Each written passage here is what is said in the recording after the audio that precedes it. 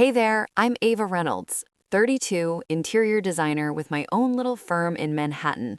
The kind of job that lets me rub elbows with billionaires one day and hunt for vintage finds in Brooklyn flea markets the next. But let me take you back to where this whole insane story really starts. The night Ethan proposed. It was October, 2 years ago, one of those perfect, crisp fall evenings in New York when the air smells like roasted chestnuts from the street vendors, and the leaves in Central Park are turning every shade of fire. Ethan had planned it all. We'd been together 18 months at that point. He was this charming 35-year-old hedge fund VP from old Connecticut money, the type who could close a 9-figure deal before lunch and still make it to spin class. Me? I'd grown up in a small town in Ohio, scholarship to Parsons, clawed my way into the cutthroat world of high-end design. We met at a charity auction in Soho. He bid on a mid-century chair I was eyeing, then offered to let me consult on where to put it in his apartment. Smooth, right? That night in the park, he led me to this secluded spot near the Bow Bridge, blanket already laid out, fairy lights strung in the trees, he'd paid some poor intern to set it up, a picnic spread with my favorite truffle pizza from Ruberosa, and a chilled bottle of Veuve Clicquot. We ate, laughed about work drama, watched joggers and dog walkers go by. Then he got serious. Pulled out a little navy box from Tiffany's, custom order, not even from the regular collection. "Ava," he said, dropping to one knee, "you've turned my world upside down in the best possible way. I don't want to do another day of this life without knowing you'll be by my side. Will you marry me?" I was speechless. The ring, he slipped it on my finger, and it was perfection. A stunning 5-carat Asher-cut diamond, flawless clarity, set in platinum with the most intricate pave sidebands that caught every bit of light. Later, over celebratory champagne at our favorite rooftop bar, he casually mentioned it had cost him $1 million, his bonus from closing that massive merger. "Nothing but the best for my future wife," he whispered, kissing my hand. The diamond sparkled like the city skyline behind us. From that moment, the ring wasn't just jewelry. It was us, our promise, our future. I couldn't stop staring at it. On the subway, yeah, I still took the subway sometimes. During client meetings, in selfies with my girlfriends, we called it the rock, jokingly, but it became this symbol. Friends at brunch would grab my hand across the table. "Girl, that thing could blind someone." I posted it once on Instagram, tasteful shot of my hand against the park skyline at sunset, caption, "Yes to forever." And it blew up. Thousands of likes, comments from strangers, goals. That ring, though, marry me instead. Life post-proposal was a dream. We moved into a penthouse on the Upper East Side with floor-to-ceiling views of Central Park, Ethan insisted, said his fiancée deserved the best. Weekends in the Hamptons at his family's estate, brunches at St. Ambrosius where the Wheatstuff knew us by name, summer evenings on rooftops sipping rosé while the city hummed below. Ethan was attentive, ambitious, always planning our next adventure. Wedding talks started immediately. Spring ceremony at the plaza, or maybe destination in Tuscany. But looking back, there were tiny cracks I ignored. Late nights at the office that stretched longer and longer, phone calls he'd take in another room, laughing in that low voice he used to charm clients, or so I thought. "Just work stress, babe," he'd say when I asked, pulling me close and distracting me with kisses. I let it go. We were building an empire together. Who was I to question the man who'd just dropped $1 million on a ring to prove his love? Then came the Maldives trip, our delayed engagement celebration, he called it. A surprise he sprang on me after a particularly brutal week of client revisions. Overwater villa at Sonova Fushi, turquoise water stretching forever, private dinners on the beach. It was pure magic. Packing was frantic. Bikinis, sundresses, sunscreen. I took the ring off to slather lotion on my hands, set it in its usual spot on the marble vanity in the bathroom. Safe. I'd done it 100 times. We came home 10 days later, tanned and relaxed, already dreaming about the wedding. I unpacked, showered off the travel grime, reached for the ring to slip it back on, and my heart stopped. It wasn't there. I checked the velvet pouch, the safe in the closet, every pocket of every bag. Nothing. Panic set in fast. I tore the apartment apart, dumped out suitcases again, checked under furniture, even dug through the laundry hamper. Ethan came home to me on my knees in the bedroom, drawers pulled out. "Ava, what's wrong?" "The ring. It's gone. I put it on the vanity before we left, I swear." He helped search, calm as ever. We called the airline, the resort. They swore housekeeping found nothing, even filed a police report for insurance purposes. "Babe, don't stress," he kept saying, rubbing my back. "We'll get you a new one, better one." But it wasn't about the money. That ring was our story. The inscription inside, A and E forever, his idea, engraved in tiny script. How do you replace that? Weeks dragged on. I wore a plain band in its place, felt naked without the weight on my finger, slept poorly, obsessed over where it could be. Ethan was supportive, hired a private investigator even, but life moved forward. Work, dinners, holiday parties approaching. Then, one Saturday morning, killing time at a cafe in Soho with an oat milk latte and endless scrolling, I opened Instagram, a sponsored post from some society gala the night before. And there it was, on another woman's hand. Same Asher cut, same pave bands, same impossible sparkle. The caption, "Feeling beyond blessed with this forever symbol. #engaged, #NYC love." Her name? Sophia Langford. And in the next photo, smiling beside her, arm possessively around her waist, my Ethan. My $1 million ring wasn't missing. It was on another woman's finger, and my fiancé had some serious explaining to do. I sat frozen in that little Soho cafe, the one with the exposed brick walls and overpriced avocado toast, my oat milk latte turning cold in front of me. The Saturday morning crowd buzzed around, freelancers on laptops, couples sharing pastries, tourists snapping pics of the chalkboard menu, but everything blurred. All I could see was that Instagram photo on my phone, zoomed in so close I could count the facets on the diamond. It was my ring, no question. The Asher cut was rare enough, but the pave bands with that specific mill-green edging, the way the center stone sat low and elegant in the platinum setting, and if there was any doubt, the light hit just right in one of the follow-up shots, revealing the tiny engraved inscription inside the band, A and E forever. I'd stared at that engraving 1,000 times, run my thumb over it during boring client dinners, traced it while daydreaming about wedding dresses. A for Ava, E for Ethan. The woman wearing it was Sophia Langford, 28, art curator at a hot new gallery in Chelsea, the kind of effortlessly stunning that made you hate her a little even before you knew she was stealing your life. Long, wavy chestnut hair, green eyes, that flawless skin that screamed expensive facials and 8 hours of sleep. Her feed was a highlight reel, openings at Gagosian, rooftop parties in Brooklyn, brunches in the West Village with captions like, "Grateful for this beautiful life." And now her latest post from last night's charity gala at the Metropolitan Club, her hand raised in a toast, the ring front and center, sparkling under the chandeliers. Caption, "Feeling beyond blessed with this forever symbol from my love. #engaged, #NYC love, #dream come true." My stomach churned.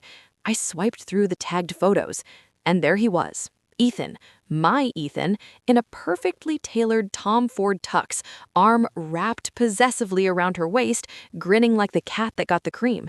Same smile he'd given me the night he proposed, same hand placement, same everything. I felt the blood drain from my face. The barista called out an order, someone bumped my table, apologizing. I barely registered it. How long had this been going on? How had he pulled this off? I scrolled back further on Sophia's profile, obsessively, like picking at a scab. Months of posts, him in the background of her stories, a blurred figure at a Hamptons beach bonfire, his laugh in a video from Art Basel, Miami, a Valentine's getaway to Aspen with ski lift selfies, and always that ring flashing on her finger like a beacon. That night, Ethan came home late, after 10, smelling like whiskey and that cologne he only wore for big client dinners. He dropped his keys in the bowl by the door, loosened his tie, and leaned in to kiss my cheek. "Hey, babe, tough day? You eat yet?" I was waiting in the living room, lights low, phone charged and ready. "Who's Sophia Langford?" He froze mid-step, smile faltering for just a second before he recovered. "Sophia? Just someone from work circles. Why?" I turned my phone toward him. The gala photo, full screen. The ring, her hand, his arm around her. His face went through stages. Confusion, recognition, then something colder. Calculation. "Ava, it's not what you think. She's a client contact. That ring, it's a coincidence. Lots of high-end jewelers do similar designs." "Bullshit." My voice came out steadier than I felt. "Zoom in. Look at the inscription." He took the phone, pretending to study it, laughed, actually laughed. "Come on, babe. You can't even see that clearly. You're being paranoid." "Paranoid?" I snatched the phone back. "That's my ring, Ethan. The one that went missing in the Maldives? The $1 million one you insured and told me not to worry about." He ran a hand through his hair, sighing like I was the irrational one. "Ava, seriously, I had a replica made for her, as a joke, a prop for some gala thing. She's dating one of the partners at the firm. It's not a big deal." "A replica? $1 million replica for a joke?" I didn't sleep that night, waited until his breathing evened out, then slipped out of bed. His phone was on the nightstand, passcode still my birthday because of course it was. I took it to the bathroom, heart hammering so loud I swore he'd hear. Texts. Hundreds from her, intimate ones. "Miss you already," "Last night was perfect," photos of them in bed, her wearing nothing but that ring. Dates overlapping our entire engagement, trips I'd thought were guys' weekends, gifts, Louis Vuittons, Birkins, weekends in Napa, and always that ring flashing on her finger like a beacon. Morning came, he woke up cheerful, making coffee like nothing happened. "Babe, about last night, let's not fight, it's nothing." I stared at him over the kitchen island, bare finger curling into a fist. Nothing? This was just the beginning. I needed answers, real ones, and I was gonna get them, no matter what. I became someone I barely recognized. And if I'm being honest, part of me is still ashamed of it. My name is Ava Reynolds, and for weeks after seeing my $1 million engagement ring on Sophia Langford's finger, I turned into a full-time amateur detective. Sleep? Optional. Sanity? On life support. But when the man you love, the one who got down on one knee and promised forever, hands your symbol of that forever to another woman, you do what you have to do to get answers. It started innocently enough, or at least that's what I told myself. After that night, spying on Ethan's phone and finding the texts, the photos, the lies layered like an onion, I couldn't just explode at him. Not yet. He was too slick, too good at twisting things until I doubted my own eyes. "You're overreacting, Ava. It's not what you think." I'd heard the previews, so I went quiet, observed, gathered proof like I was mood boarding a client's multi-million-dollar penthouse, methodical, obsessive, detailed. Sophia's Instagram became my dark little addiction. I'd wait until Ethan was in the shower or asleep after one of his late nights, then curl up in the walk-in closet with my phone on the lowest brightness, volume off. Her feed was a masterclass in curated perfection. Sunrise yoga in her Soho loft with skyline views, green juices at The Butcher's Daughter, afternoons installing shows at her Chelsea gallery with captions like, "Surrounded by genius today," and always that ring flashing in the background, twisting it while on a call, using it to point to a sculpture, close-up stories of it sparkling against a glass of rosé on some rooftop. She'd even posted a dedicated shot a month ago, just her hand against a white gallery wall, diamond front and center, caption, "This beauty never fails to make me smile. Grateful every day." I zoomed in until pixels blurred. Same Asher cut, same low-profile platinum setting, same pavé bands with that exact mill-grain detail Ethan had bragged about when he showed me the design sketches. My ring, living its best life on her finger. I needed to see it in real life, touch it if possible, confirm it wasn't some cruel coincidence or insanely expensive replica. So I did what any heartbroken, furious woman in New York with too much time and rage would do. I started accidentally showing up where she was. First time was an art opening in Chelsea. I'd seen her story that afternoon, beyond excited for tonight's show at Hauser and Wirth. Come through if you're around. Ethan texted he had a client dinner in Midtown, so I slipped into a sleek black midi dress, red lipstick as war paint, and Ubered over. The gallery was packed, collectors in quiet luxury, influencers in statement pieces, free champagne flowing like water. I spotted her instantly near a massive neon installation, laughing with a group of artsy types, hair in perfect beach waves, green silk blouse hugging her figure. And there it was, the ring, catching every beam of the track lighting as she gestured, telling some animated story. Up close, no mistake, the center stone's exact proportions, the way the pavé tapered flawlessly. My breath caught. I grabbed a flute of bubbly to steady my hands, pretended to study a painting while edging closer. She slipped the ring off at one point to try on an oversized sculptural bracelet the artist was passing around, and my heart stopped. Even from 8 feet away, I saw it, the tiny script inside the band, A and E forever. I introduced myself smoothly. Ava Reynolds, interior designer, huge admirer of your curation work. She lit up, genuine and warm, shook my hand, left hand, ring back on by then, said we should totally connect for potential collaborations. I have clients dying for someone with your eye. If only she knew I was dying to rip that ring off her finger. I floated home on adrenaline and fury. Ethan was already asleep when I got in, snoring softly, phone face down on the nightstand. I resisted the urge to check it again. This became my routine. I'd cross-reference her stories and posts with my calendar, show up casually. Fashion Week standing room events in Bryant Park, easy to blend in the chaos, a charity auction at Sotheby's, even a SoulCycle class in NoHo after seeing her check-in. Each time, the ring was there, absent-mindedly twisted during conversations, flashed in group selfies, sparkling under studio lights while she hung paintings, and each time, the knife twisted deeper. Ethan started noticing my absences. "You're out networking a lot these days," he'd say over breakfast, folding the Wall Street Journal with that knowing smile. "New projects?" I'd reply, sipping my coffee black, smiling back while imagining throwing it in his face. The breaking point came on a Thursday in November. He kissed me goodbye that morning. "Big investor dinner in Tribeca tonight, Bab. Might run late." I waited an hour after he left, then called an Uber and followed, kept 2 cars back, heart racing like a bad spy movie. He went straight to a velvet rope bar on Duane Street, the kind with $500 bottles and models at every table. I watched from across the street, hood up against the chill. There they were, Ethan and Sophia in a corner booth, heads close, laughing over martinis. His hand covered hers possessively, the ring right there, glinting in the candlelight. When they left, he put her in a cab to her Soho loft.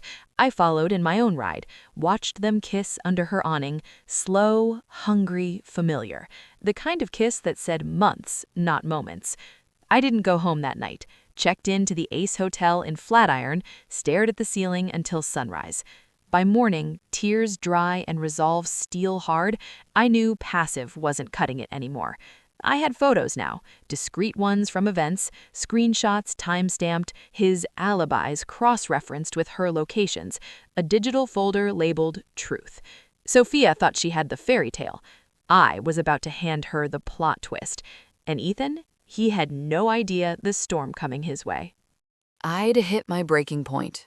All those weeks of stalking Sophia's Instagram, accidentally showing up at her events, snapping secret photos of my own ring on her finger, It had built up like pressure in a shaken champagne bottle. I couldn't keep playing detective from the shadows anymore. I needed to hear it from her, woman to woman. No more screenshots, no more watching from across the room. So, on a chilly Tuesday morning in late November, with Ethan off at the office pretending to be the perfect fiancé, I made my move. Her gallery in Chelsea opened at 10. I knew the schedule by heart, had memorized it like a stalker, which, let's be real, I kind of was. I threw on a tailored camel coat over a sleek black turtleneck and jeans, minimal makeup, hair in a low bun. Professional, but approachable. Not like I was about to blow up someone's world. I grabbed an oat milk latte from the cafe downstairs, liquid courage, and walked the 20 blocks south, letting the crisp air steady my nerves. The gallery was quiet when I arrived, just a couple of early browsers milling around the current exhibit, bold, abstract photographs that probably cost more than my annual rent back in Ohio. Sophia was behind the front desk, typing on her MacBook, that ring catching the natural light pouring through the massive windows. God, it looked even more stunning in person, like it belonged there, which made me want to vomit. She looked up as the bell chimed. Recognition flickered across her face. Ava, hey, what a nice surprise. Genuine smile, warm, like always. She stood, came around the desk for a quick hug. Twice in a month, feels like fate. Coffee? We just got a new espresso machine. Actually, I said, voice surprisingly steady, do you have a minute? In private? Her brow furrowed slightly, but she nodded. Of course. Back office? We walked past the photographs to a small room in the rear. White walls, a mid-century desk piled with catalogs, mood boards pinned up for upcoming shows. She closed the door softly, gestured to a chair. Everything okay? You look serious. I sat, took a deep breath. No point easing in. That ring on your finger? Can I see it up close? She hesitated. First red flag I'd seen from her, but slipped it off without question, handed it over like it was no big deal. My hands trembled as I took it.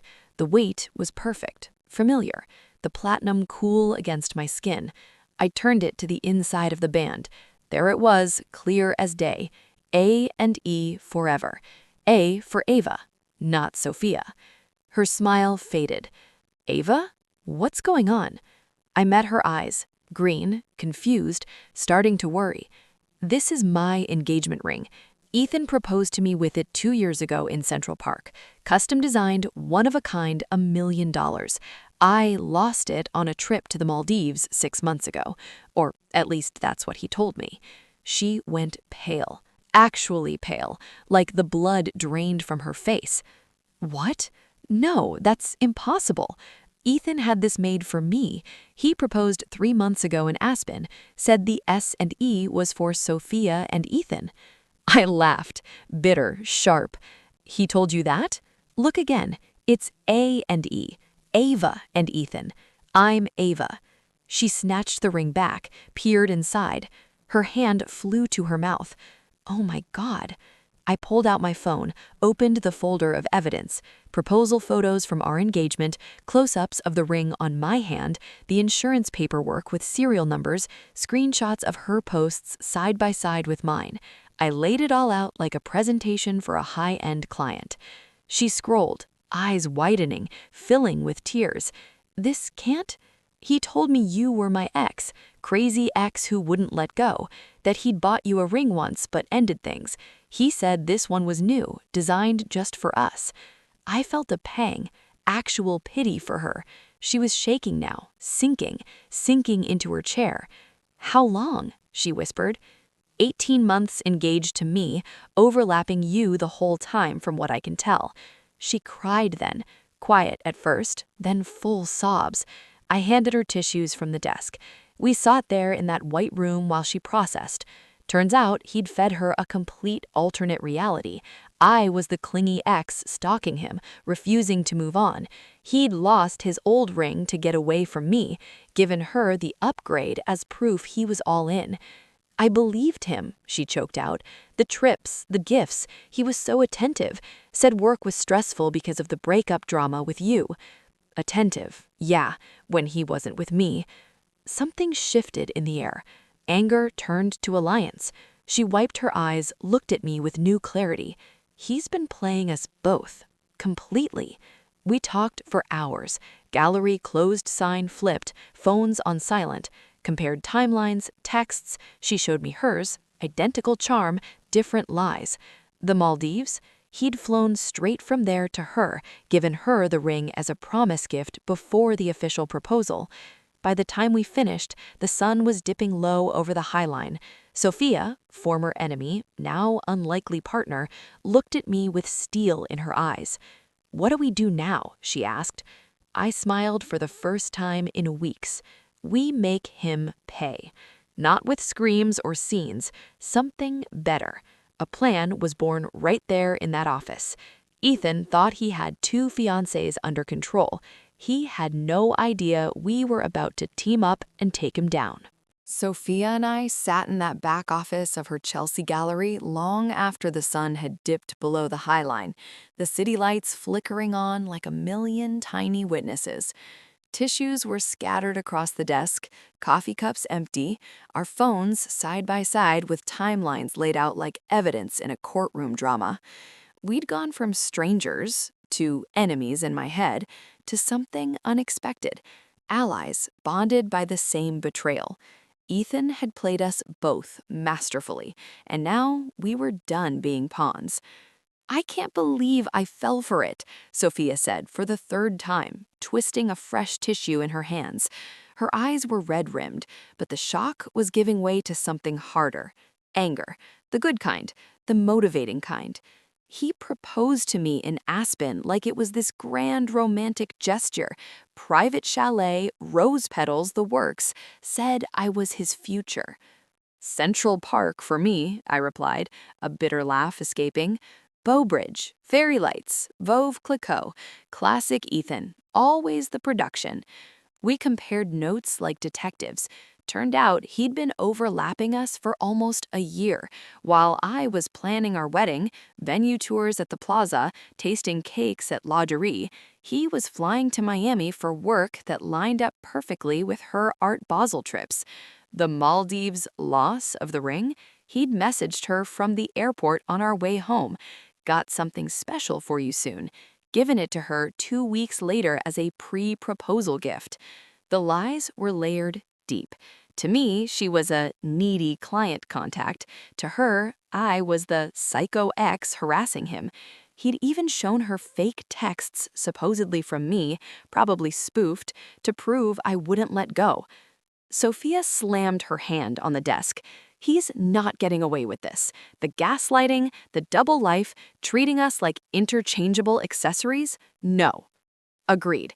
I leaned forward, the designer in me kicking in, strategic, visual, always 3 steps ahead. But screaming at him won't cut it. He'll deny, deflect, lawyer up. We need something public, undeniable, where he can't spin it. Her eyes lit up. "The Winter Gala at the Met, next month. His firm is co-hosting. Big charity thing for the Costume Institute. Black tie, red carpet, page 6 photographers, all the finance bros and society types. He's been bragging about it for weeks. Told me he'd have a +1 announcement." I grinned for the first time in days. Perfect. He'll expect one of us on his arm. Imagine both. We plotted like a heist movie over takeout Thai delivered to the gallery, pad Thai and spring rolls fueling the revenge. Sophia would accept his invitation, wear the ring, my ring, proudly. I'd show up separately, crash as a +1 to a client who owed me favors, easy in my world of connected designers. We'd time it perfectly, let him parade one of us on the red carpet, then confront him inside, together, in front of witnesses. But we wanted more than a scene. We wanted proof that stuck. Sophia had gallery connections, discreet photographers who owed her for past shows. I'd document everything. Texts, timelines, the ring's insurance papers with serial numbers matching the custom design. We'd leak it strategically if needed, to his boss, the gossip columns, whoever could make it hurt most. "What if he suspects?" Sophia asked, pacing the office. He won't. He's arrogant, thinks he's got us both compartmentalized. Play along until the gala. Sweet texts, normal dates, lull him. She nodded, steel in her spine now. And the ring? I can't keep wearing it. Keep it on, for now. It's evidence, and bait. We exchanged numbers, real ones, not the blocked contacts he'd probably orchestrated. Hugged goodbye in the empty gallery, two women who'd been pitted against each other, now united. The next weeks were a masterclass in acting. I smiled at Ethan over breakfast, let him kiss me goodnight, even planned a romantic weekend in the Hamptons he suggested. Inside? Ice. I'd text Sophia updates. He's taking me to Per Se tonight, probably expensing it as client dinner. She'd reply with laughing emojis and her own intel. Told him I love the ring again. He ate it up. We met secretly. Coffee in obscure Brooklyn spots, late-night walks in the West Village where no one knew us, compared more evidence, laughed, actually laughed over how similar his moves were. Same restaurants, same lines, you're the most beautiful woman in the room, even the same hotel in Aspen. Sophia opened up too. She'd fallen hard, left a decent relationship for him, believed his promises of kids and a brownstone. I thought I was the one, she admitted one night, over wine at a hidden speakeasy. The upgrade. Same, I said, clinking glasses. Turns out we were both the side chick in his mind. By gala week, we were ready. Dresses chosen, me in emerald silk that hugged every curve, borrowed from a designer friend, her in classic black with a plunging neckline, the ring front and center. We'd coordinated accessories, timing, even escape routes if security got involved. Ethan picked her up that night. Sophia sent me a selfie from his town car, rings sparkling, caption, Showtime. I arrived separately, arm-linked with my client, flashing smiles for the step and repeat. The Met's Great Hall glittered, chandeliers, gowns, champagne towers. I spotted them across the room. Ethan, in Tom Ford, arm around Sophia, posing for photos like the perfect couple. My heart raced, not with hurt anymore, but anticipation. It was almost time. Ethan thought tonight was his triumph. We were about to make it his downfall. The Metropolitan Museum of Art never looked more glittering than it did that December night. The winter gala for the Costume Institute, black tie mandatory, the kind of event where old money mixed with new tech wealth and everyone pretended they weren't checking the room for page 6 photographers. The Great Hall was transformed, massive floral installations dripping with orchids and crystals, chandeliers dimmed just enough to make diamonds sparkle like stars, a string quartet playing Vivaldi under the shadow of ancient Egyptian statues. I, Ava Reynolds, stepped out of my Uber onto the red carpet with my heart hammering so hard I swore the paparazzi flashes could pick it up. My emerald green silk gown, borrowed from a designer friend who owed me for a Tribeca loft reno, hugged every curve, off the shoulder with a thigh-high slit that felt like armor. Hair in a sleek chignon, minimal jewelry except a pair of borrowed emerald studs. No ring on my finger. Not tonight. My date was Marcus, a high-profile architect client who'd happily played along when I said I needed to surprise someone. He knew the gossip. Hell, half the design world did by now, but he kept it discreet, arm lightly on mine as we posed for the step and repeat. "You look lethal, Ava," he whispered. "Whoever he is, he's done." Inside, the crowd was a sea of tuxedos and gowns, finance bros and Tom Ford, socialites in vintage Dior, influencers snapping discreet stories, champagne flowed in crystal coupes, waiters gliding with trays of caviar blinis. I scanned the room casually, sipping my drink to steady my nerves. There they were. Ethan, devastating in his custom tux, arm possessively around Sophia's waist as they posed near the Temple of Dendor. She was breathtaking in black silk with a plunging neckline, hair in loose waves, and there it was, my $1,000,000 ring sparkling on her finger like a spotlight. They looked perfect, engaged, in love. My stomach twisted, but not with the old hurt, with anticipation. Sophia caught my eye across the room, subtle nod, the signal. showtime. I excused myself from Marcus, wove through the crowd like I belonged, because tonight I did. Ethan spotted me first as I approached. His face went through a hilarious sequence. Delight, thinking I'd crashed to win him back. Confusion, why was I here? Then dawning horror as Sophia turned and smiled. Not her usual sweet one, but sharp, knowing. "Ava?" he said, voice pitched low under the quartet. "What a surprise. You look great." "Ethan?" I smiled sweetly, then turned to Sophia. "Sophia Langford, right? We've met a few times, at openings, remember?" Her eyes gleamed. "Of course, Ava Reynolds, the interior designer." Ethan's grip tightened on her waist. "You two know each other?" "Oh, we know each other very well now," Sophia said, voice honeyed but lethal. She lifted her left hand casually, the ring catching every light in the hall. "Thanks to this beautiful piece you gave me." I pulled out my phone, discreetly but not hiding it, and opened the photos. Our Central Park proposal, close-ups of the ring on my hand 2 years ago, the insurance docs with the serial number. Funny thing, Ethan, this exact ring, Asher cut, custom pavé, A&D forever inscription, was on my finger when you proposed to me. Then it went missing in the Maldives. Imagine my surprise seeing it on your other fiancé. The color drained from his face. "Ava, this is neither the time nor—" "Actually," Sophia cut in, slipping the ring off and holding it up between her fingers like evidence. "It's the perfect time. You told me S and E was for Sophia and Ethan. Cute lie. But it's A and E. Ava and Ethan. Ring a bell?" A few heads turned, nearby guests sensing drama, conversations dipping. Ethan glanced around frantically, smile plastered but cracking.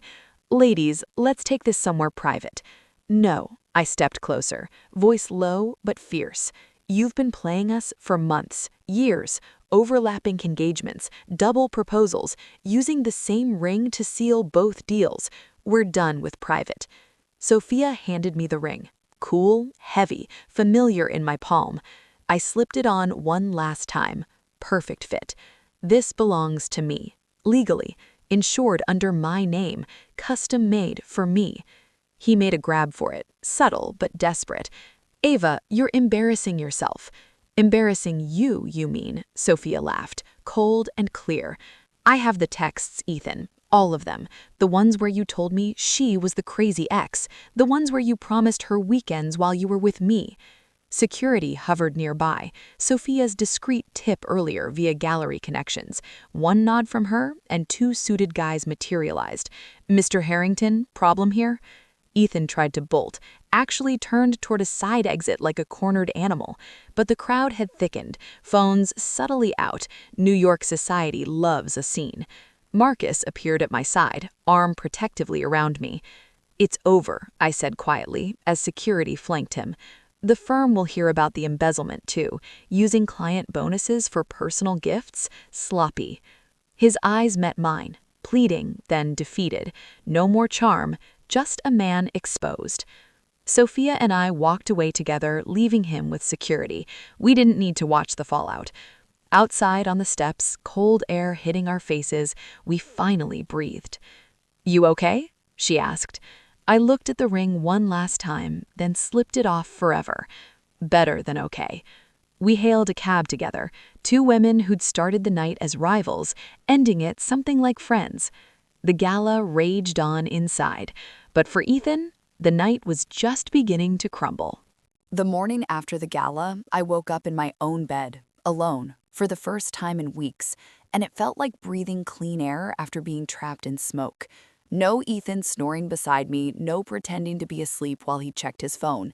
Just me, sunlight streaming through the penthouse windows overlooking Central Park, and the faint buzz of my phone exploding with notifications. Page 6 had already run the headline: "Hedge Fund Hot Shots Double Engagement Disaster at Met Gala. 2 fiancés, 1 ring, 0 chill." There were blurry photos. Ethan being escorted out by security, Sophia and me walking away arm in arm, the ring clearly visible on my hand in one shot. I made coffee, strong, black, and sat at the kitchen island scrolling. Texts poured in from friends I hadn't heard from in months. Ava, are you okay? Girl, call me. That bastard. My design clients were supportive too. Cancellations? Zero. If anything, bookings spiked. Drama sells in New York, and suddenly everyone wanted the badass designer who took down a cheating financier. Sophia texted first. Coffee, my treat. We deserve mimosas. We met at Sant'Ambrois in the West Village. Neutral territory, bottomless Bellinis, people watching the brunch crowd. She looked exhausted but empowered. Dark circles hidden under concealer, that black gown traded for jeans and a cashmere sweater. I gave the ring back to security last night, she said, sliding a velvet pouch across the table. Told them it was evidence. Figured you'd want it for whatever comes next. I opened it. There it was, my $1 million mistake, sparkling innocently. I'm selling it, I declared. Auction. Proceeds to charity. Women's shelters, maybe something for domestic abuse survivors. Emotional abuse counts. She clinked her glass against mine. Hell yes. The fallout hit Ethan like a freight train. By Monday, his firm had suspended him pending investigation. Turns out the ring wasn't the only thing he'd borrowed. He'd been dipping into client bonuses and expense accounts to fund the double life. Private jets to Aspen for Sophia, that lost Maldives trip for us, gifts that added up fast. Whispers of embezzlement turned into full-blown probes. The SEC got involved, the board called emergency meetings, and by Wednesday, he was out. Fired, reputation shredded, blackballed from every hedge fund in the city. Police came knocking too.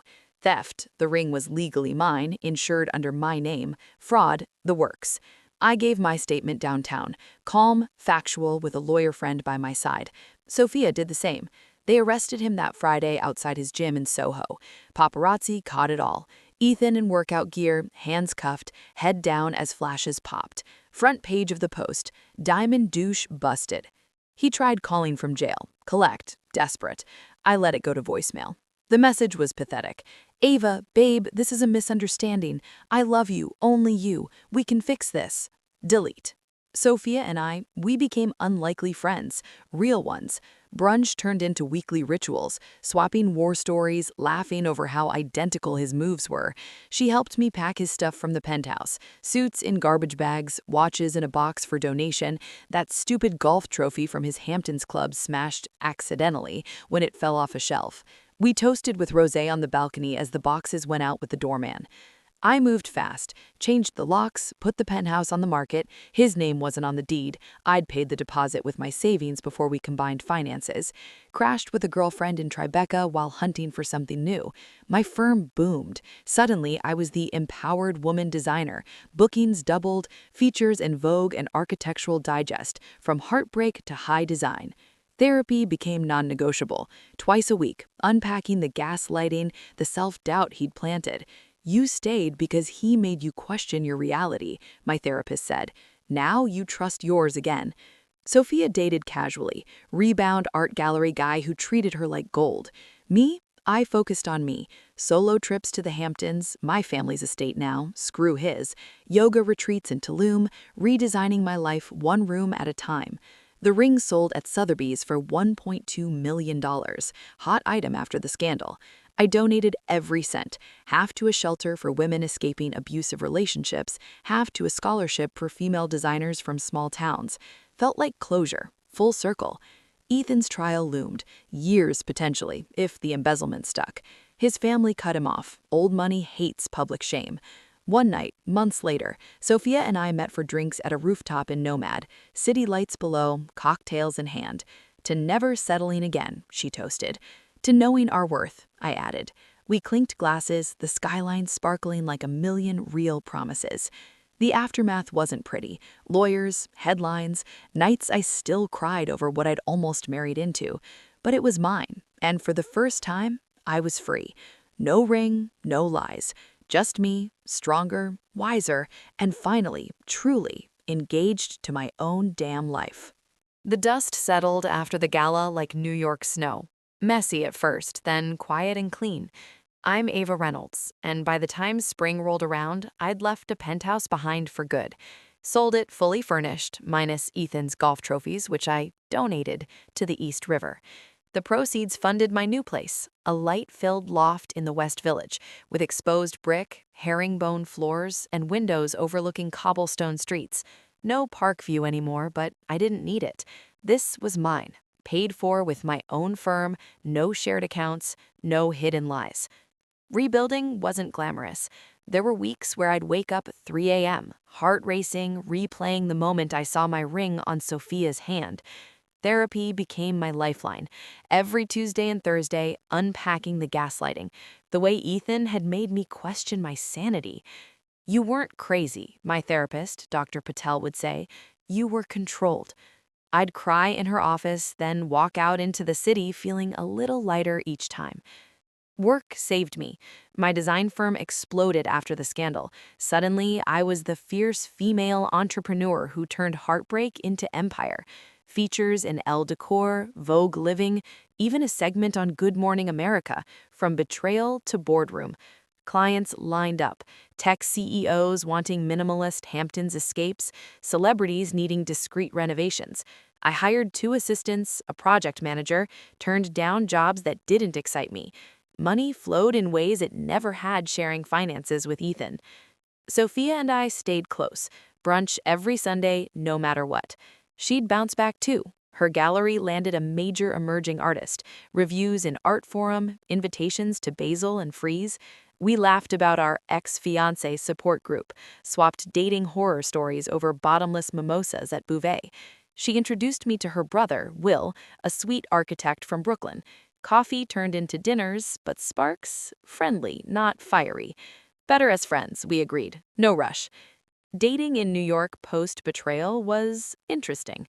Apps again. Tinder, Raya, Hinge. First dates at cozy wine bars in the village. Second dates walking the High Line at sunset. I was cautious, asked the hard questions early. Ever been engaged? Any overlapping relationships?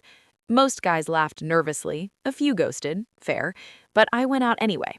Dressed up, felt beautiful, remembered I was desirable without a $1 million prop on my finger. I traveled solo for the first time, a week in Paris redesigning a client's pied de terre, but really redesigning me. Sketching in cafes, wandering the Seine at dusk, eating croissants in bed without apology. Then Tulum. Yoga retreats, ocean swims, journaling on the beach about what I actually wanted. No ring tan line anymore, just sun-kissed skin and freedom. Friends rallied hard. Girls' nights in my new loft, pizza from Lucali, rosé on the rooftop, spilling tea until dawn. They threw me a freedom party when the divorce papers would have been signed if we'd married. Balloons, a cake that said "better off," a playlist of breakup anthems from Taylor to Beyoncé. I adopted a dog, rescue mutt from North Shore Animal League, named him Hudson. He curled up on the couch while I worked late, greeted me with sloppy kisses after bad dates. Simple joys. One June evening, Sophia and I met for drinks at Dante in the village. Negronis, people watching the summer crowd. "Remember when we thought he was the prize?" she said, stirring her drink. "Now we know we are," I replied. We toasted to that. Ethan's name popped up sometimes, gossip columns about his plea deal, community service at some nonprofit, ironic, moving back to Connecticut with his tail between his legs. No contact, restraining order made sure of it. I designed my life intentionally. Morning runs in Washington Square Park, pottery classes on Wednesdays, volunteering at a women's shelter with some of the ring money. Felt good giving back, helping women rebuild after worse than lies. By fall, I was dating someone new, Julian, a photographer I met at a gallery opening, Sophia's, naturally. Kind eyes, no games, made me laugh until my sides hurt. Slow, coffee dates, museum walks, cooking pasta in my loft while Hudson begged for scraps. He knew the story, didn't flinch. "You're a force, Ava," he'd say. Rebuilding wasn't linear. Some days the betrayal hit fresh, seeing couples with sparkling rings on the subway, anniversaries that never happened. But those days grew fewer. I stood on my rooftop one crisp October night, city lights twinkling below, Hudson at my feet, Julian's arm around me later that week. No massive diamond weighing down my hand. Just me, whole, healed, happy. The aftermath taught me you don't need a ring to shine. You just need to choose yourself. And damn, did I ever. A little over a year after the gala showdown, I, Ava Reynolds, was finally in a place where Ethan's name didn't make my stomach clench. It was early summer in New York, the kind where the city smells like hot pretzels and possibility, sidewalks packed with people in linen and sunglasses, rooftop season in full swing. My West Village loft felt like home now, walls lined with my own designs, Hudson, the dog, snoring on his oversized bed, fresh peonies from the corner bodega brightening the kitchen island. My firm was thriving, major projects in Soho lofts and Brooklyn brownstones, a waiting list months long, even a book deal in the works about designing your life after heartbreak. Sophia and I still did our Sunday brunches, Buvette or Joseph Leonard, depending on the hangover level from Saturday nights. She was killing it too. Her gallery had expanded to a second space in Tribeca, reviews calling her the new powerhouse of contemporary art. Dating a sculptor now, tall, bearded, actually decent. We joked we had a type, creative, grounded, zero finance bros. Ethan? Ancient history. He'd taken a plea. Community service, massive fines, 5 years probation. Moved back to some quiet suburb in Connecticut, working a desk job at his uncle's insurance firm. No more Page Six, no more Hampton summers. Karma, served cold. Then, out of nowhere, the letter came. It was a Tuesday in June. I got home from a client meeting in Midtown, exhausted but buzzing from nailing a pitch, and sorted the mail on the counter. Bills, magazines, a save the date from a college friend, and one plain white envelope, no return address, postmarked from upstate New York. I knew the handwriting instantly.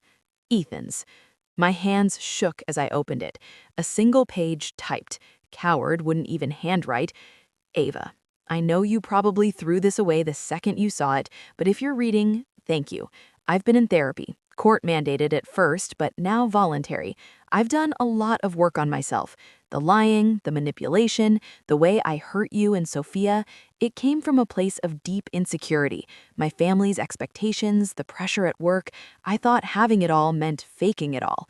I'm not asking for forgiveness. I don't deserve it, but I needed to say I'm sorry. Truly, you were the best thing that ever happened to me, and I destroyed it. If you ever want to talk, I'm here. No expectations. Ethan. I read it 3 times, Hudson nudging my leg like he sensed the shift. Part of me wanted to burn it. Another part, the healed part, felt nothing. Not rage, not even pity, just closure I'd already given myself. I texted Sophia a photo. Her reply, trash it, or frame it as a reminder of how far we've come. I trashed it. 2 weeks later, Sophia called me frantic. Ava, turn on the news, now. It was all over. Bloomberg, CNBC, even the Post. Federal indictment. Ethan arrested again, this time on serious charges. Wire fraud, securities fraud, money laundering. Turns out the $1 million ring bought with embezzled client funds, dirty money from a pump and dump scheme he'd been running quietly for years. The bonus he bragged about, stolen. But the real twist, the one no one saw coming, the diamond itself, that flawless Asher cut, wasn't just rare. It had a unique laser inscription on the girdle, standard for high-value stones, traceable through GIA reports. When the feds seized his assets, including the ring recovered from evidence lockup after our case, they ran the serial, matched it to a larger batch of stones from a conflict diamond smuggling ring. Not blood diamonds exactly, but shady sourcing, evaded tariffs, laundered through shell companies. Ethan hadn't just stolen money, he'd unknowingly, or knowingly, bought into something bigger. Sophia and I met for emergency drinks at the rooftop at the Standard, city sprawling below us, sun setting over the Hudson. How did we miss this? She whispered, stunned. We didn't miss anything, I said, sipping my martini. We exposed the tip, the rest unraveled. The scandal exploded. His firm collapsed under audits, partners indicted, clients suing. Ethan faced decades this time, real prison, white-collar wing or not. And us? The feds called. As victims, we qualified for restitution, plus a whistleblower reward for the evidence we'd provided unknowingly, the ring's paperwork I'd turned over, timelines that flagged discrepancies. It wasn't millions, but enough. Sophia expanded her gallery. I funded scholarships for women in design. One night, months later, we toasted on my rooftop. Julian beside me, we were official now, slow and steady. Sophia sculptor too. To twists we never saw coming, she said. To coming out stronger, I added. The city sparkled below. No $1 million ring needed. 2 years have passed since that chaotic night at the Met Gala, and here I am, Ava Reynolds, 34 years old, sitting on the rooftop of my West Village loft on a perfect July evening in New York City. The sun is dipping low over the Hudson, painting the skyline in shades of pink and gold that make even the most jaded New Yorker pause and stare. The air smells like grilled meat from nearby barbecues and that faint, unmistakable summer in the city mix of hot pavement and blooming window boxes. Hudson, my rescue mutt, is sprawled out beside me on the outdoor rug, his head resting on my bare foot, snoring softly after our long afternoon walk through Washington Square Park. Julian is at the grill a few feet away, flipping steaks with that easy concentration I love, humming Born to Run under his breath like he's got Springsteen on repeat in his soul. This is freedom, not the loud, dramatic kind you see in movies, no sweeping orchestral score or slow motion running through airports. It's quieter, deeper, the kind that settles into your bones when you finally stop looking over your shoulder. Let me take you back a bit, because the road here wasn't straight. After the gala showdown, the aftermath hit like a hurricane. Headlines, lawyers, endless statements to the police and the feds. Ethan's world crumbled fast, fired, indicted, assets frozen. But the real bombshell came later, with that second arrest, the conflict diamond connection, the deeper embezzlement, the years of schemes that went way beyond cheating on two women. The trial lasted months. Sophia and I sat in the courtroom a few times, not for drama, but for closure. Watching him in that orange jumpsuit, stripped of the charm and the tailored suits, was surreal. 15 years, the judge said. No early parole. His family disowned him publicly. Old money hates scandal more than bankruptcy. The ring itself, seized, cataloged, eventually auctioned by the government as tainted property.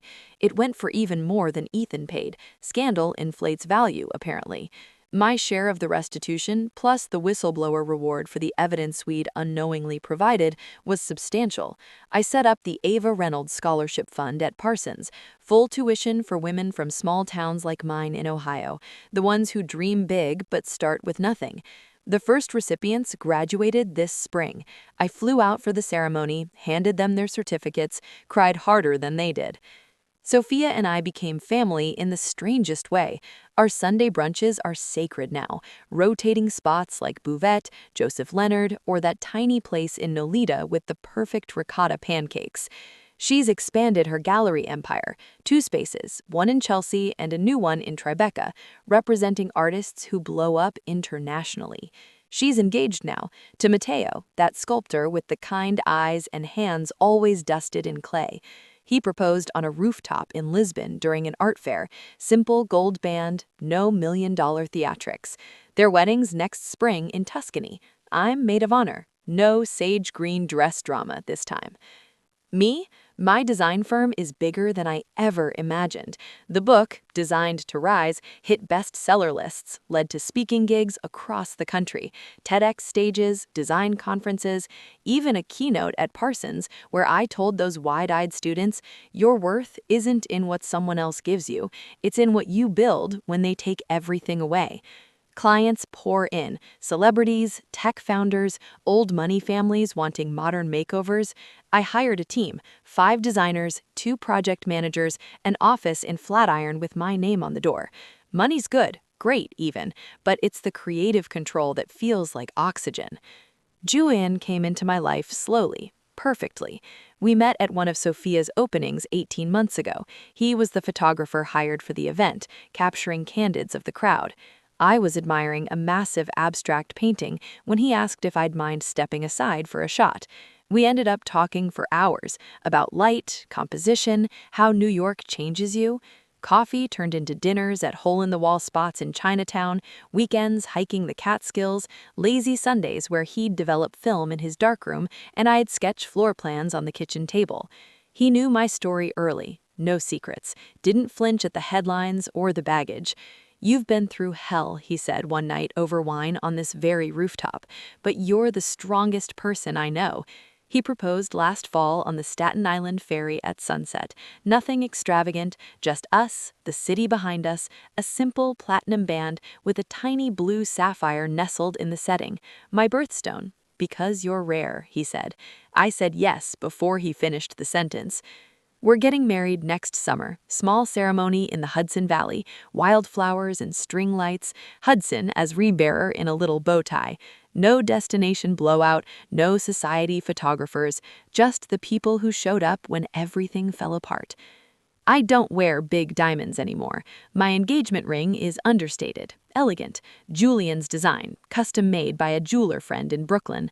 It catches the light just enough, reminds me of promises kept, not broken." Ethan tried one last reach, a letter from prison, routed through his lawyer. More apologies, claims of redemption, therapy breakthroughs. I read it once, in Dr. Patel's office. We talked about it for a session, then I shredded it. No reply needed. He's a chapter closed, footnotes in someone else's cautionary tale. Ladies, if you're out there reading this, scrolling late at night with that knot in your stomach, wondering if you're crazy for questioning things, trust yourself. That voice, it's your superpower. Mine led me out of the darkness. Yours will too. That $1 million ring wasn't missing. It was never truly mine, or Sophia's. It was smoke and mirrors, a shiny distraction from the truth. Walking away was terrifying. Rebuilding was exhausting. But freedom? Freedom is this: a rooftop at golden hour, steak sizzling on the grill, my dog's warm weight against my leg, the man I love humming beside me, the city I fought to reclaim stretching out below. No lies, no weight on my finger except the one I chose. Just me, whole, happy, and finally free. The end.